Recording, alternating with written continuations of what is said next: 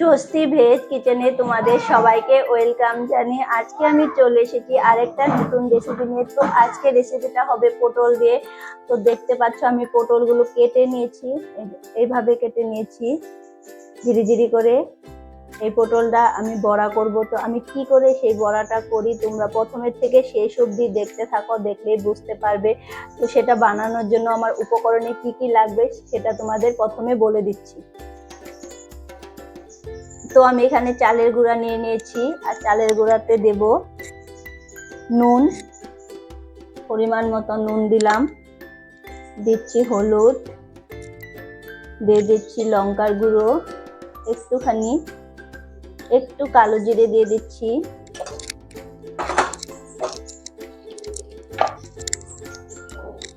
জিরের গুঁড়ো,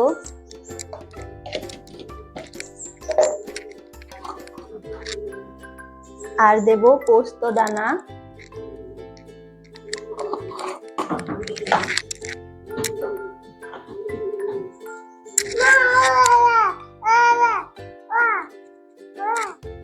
হিং দিয়ে দিলাম। এই সবগুলি উপকরণ আমি একসাথে মিশাবো, এই সবগুলো উপকরণ আমি একসাথে মিশাবো এই চালের গুঁড়ার সাথে।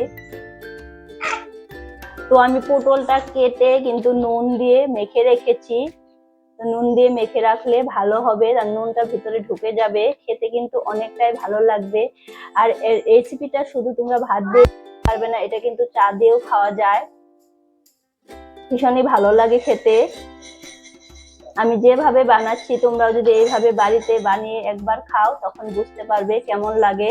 তো ভালো লাগলে অবশ্যই আমাকে কমেন্ট করে তোমরা জানাবে। তো এটা কিন্তু আমার ম্যাশ করা হয়ে গেছে। তো এবার আমি বড়াটা ভাজবো। তো গ্যাসটা অন করে দিলাম, কড়াইটাও বসিয়ে দিয়েছি। কড়াইটা গরম হলে আমি তেল দেব।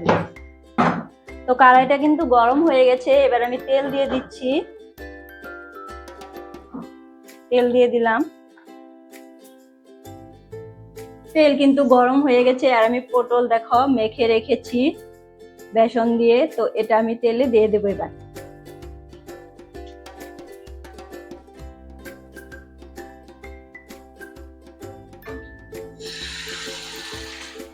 তো দিয়ে দিলাম তেলে। বাচ্চারা কিন্তু এমনি পটল ভাজা খেতে চায় না, তো এইভাবে যদি তোমরা বানিয়ে দাও বাচ্চাদের, ওরা কিন্তু ভীষণই ভালো পাবে এটা খেতে, আর বুঝতেই পারবে না। তো এইভাবে তোমরা একবার বাড়িতে ট্রাই করো।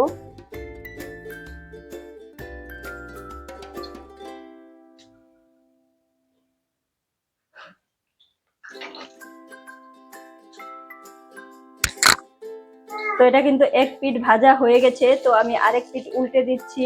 দেখতে পাচ্ছ কতটা সুন্দর হয়েছে, দেখতে যতটা সুন্দর হয়েছে খেতেও কিন্তু ভীষণই ভালো লাগবে। তো বাড়িতে যদি কোনো অতিথি আসে এইভাবে যদি তোমরা বানিয়ে দাও ভীষণই ভালো পাবে তারা খেতে। তো একবার হলেও তোমরা ট্রাই করবা বাড়িতে।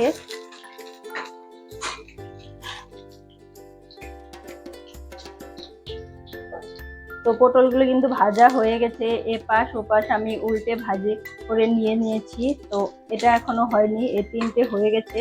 তো এই তিনটে আমি নামিয়ে নেব, গ্যাসটা একটু কম করে দেব। তো আমার এই পটল ভাজা রেসিপিটা তোমাদের যদি ভালো লাগে তো একটা লাইক করো, আর আমার চ্যানেল সাবস্ক্রাইব করে আমার পাশে থেকো, আমাকে একটু সাপোর্ট করো তোমরা। আমি পটল ভাজিগুলো নামিয়ে নিয়েছি, দেখতেই পাচ্ছ দেখতে কিন্তু কতটা সুন্দর হয়েছে। এগুলো দেখে কিন্তু বোঝা যাচ্ছে না যে এটা পটল ভাজি। তো দেখো খেলে সে বুঝতে পারবে এটা পটল। বাচ্চাদের এইভাবে বানিয়ে দিলে ওরা কিন্তু বুঝতেও পারবে না, তো খেয়ে নেবে। তো এইভাবে তোমরা বাড়িতে ট্রাই করো। তো আমার ভিডিও ভালো লাগলে একটা লাইক করো। Tata, bye bye.